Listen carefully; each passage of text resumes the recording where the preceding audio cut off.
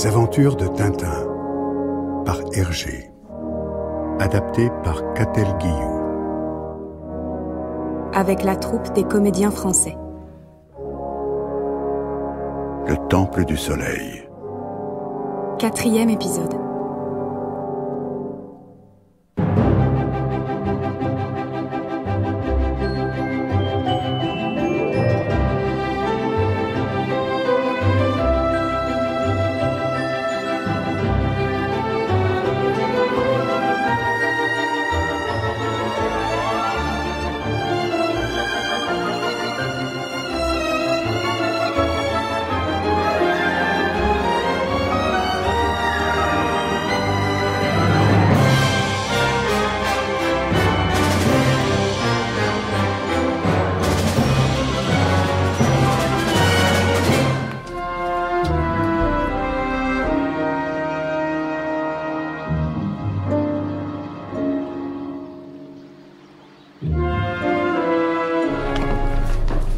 Qu'on se saisisse de ce sacrilège!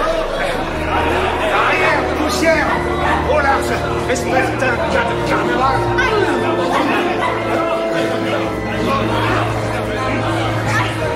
Va les pieds! Bande de sapothèques! Ou la gaufre! Anthropopithèque! Lâchez-moi! De sauvage! Bien. On les enferme avant de les faire comparaître devant l'Inca.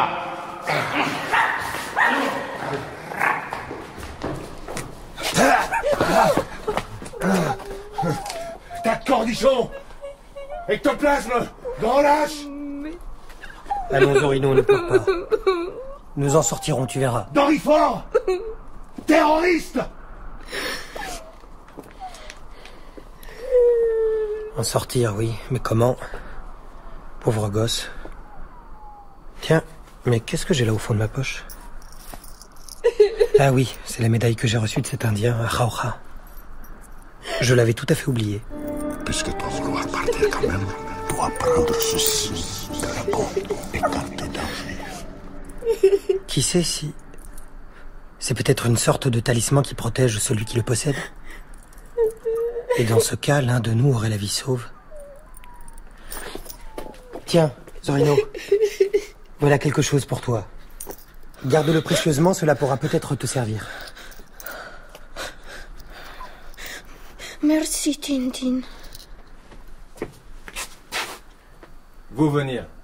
Inca, attendez-vous. Il nous attend. Eh bien, je m'en vais lui dire ma façon de penser, moi, à ce monsieur. Comme des macaques perrotés sur pattes. Du calme, capitaine, je vous en conjure. Sapristi, voilà l'Inca.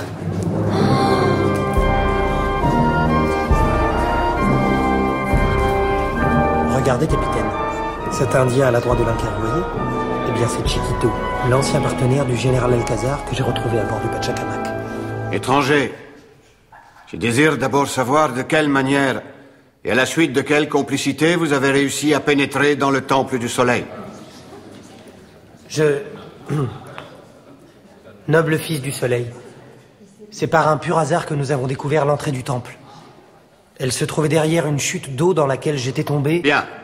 Quoi qu'il en soit, notre loi ne prévoit qu'un châtiment pour ceux qui se risquent à pénétrer dans le temple sacré où nous perpétuons le culte du soleil. Et ce châtiment, étranger, c'est la mort. La mort?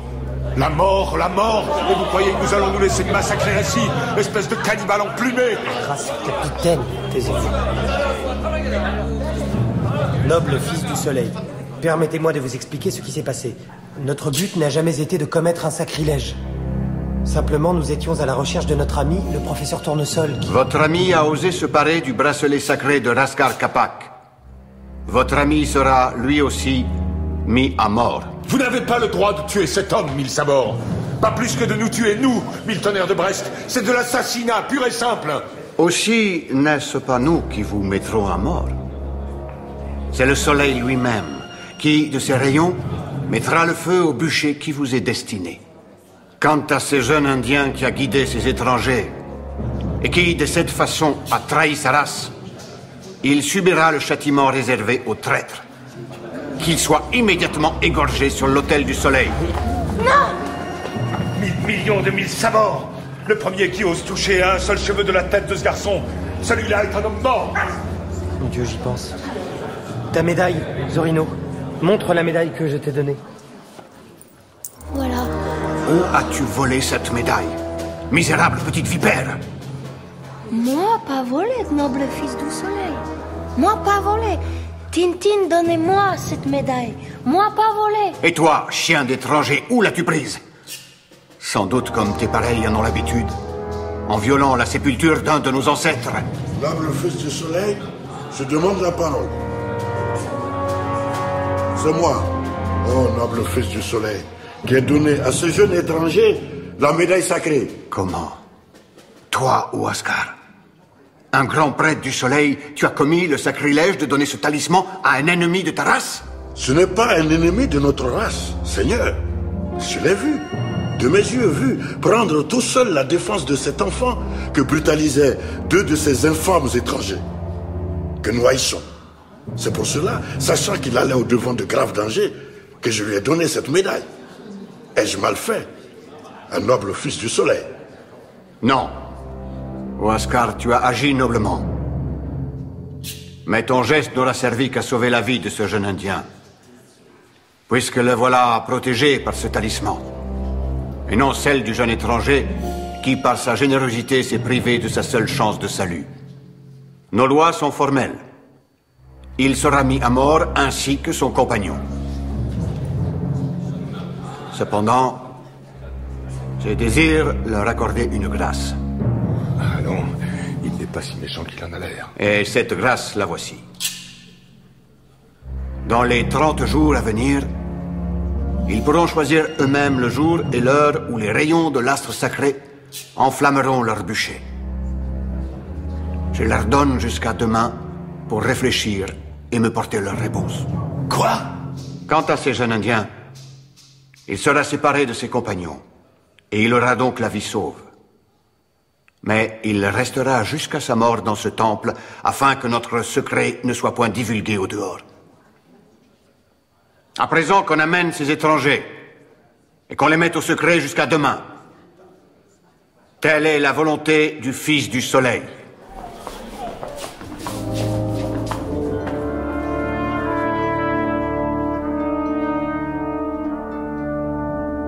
Pendant ce temps, en Europe... Chef, nous avons fouillé de fond en comble toute l'Amérique du Sud sans aucun résultat.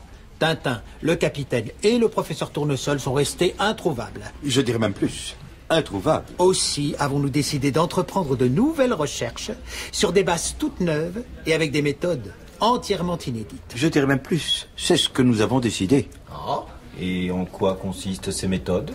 Permettez-nous, chef, de garder à ce sujet un silence aussi compact que discret. Vous le savez, motus et bouche cousue, telle est notre devise. Je dirais même plus, botus et mouche cousue. Tout le monde sait que la radiesthésie est l'une des spécialités de Monsieur Tournesol, mais ne comptez pas sur nous pour vous révéler que c'est précisément cela qui va nous mettre sur leur piste. Eh bien, nous voilà dans de beaux draps. Oui, c'est vrai. Mais il est déjà heureux que Zorino soit sauvé, lui. Tas de sauvage. Je m'en vais fumer une pipe, tiens. Ça me calmera les nerfs. Où est-elle? Ah, la voici.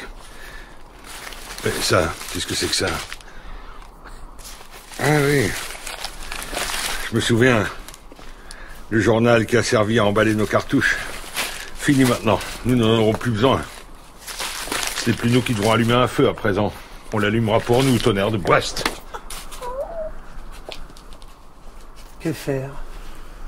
Comment sortir d'ici? Ces barreaux, peut-être?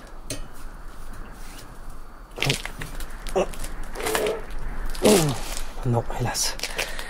Ils sont solidement fixés. Et puis même si nous arrivions à les déceler, cette fenêtre donne sur un précipice.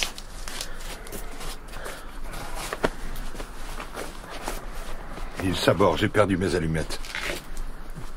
Donnez-moi votre pipe, capitaine. J'ai une petite loupe. Une loupe? Ah oui. Regardez.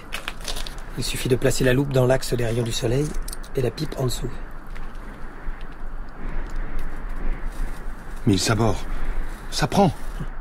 Oui, voilà. Ça y est. Tenez. Ça y est. C'est merveilleux. C'est magnifique. Magnifique, oui. Et c'est certainement de la même manière que les Incas bouteront le feu au bûcher sur lequel nous serons grillés. Oh. Ma pipe. Ma pauvre pipe.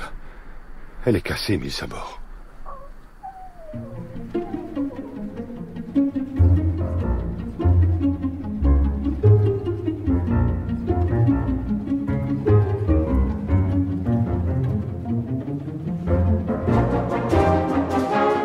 C'était Le Temple du Soleil d'Hergé, 4e épisode.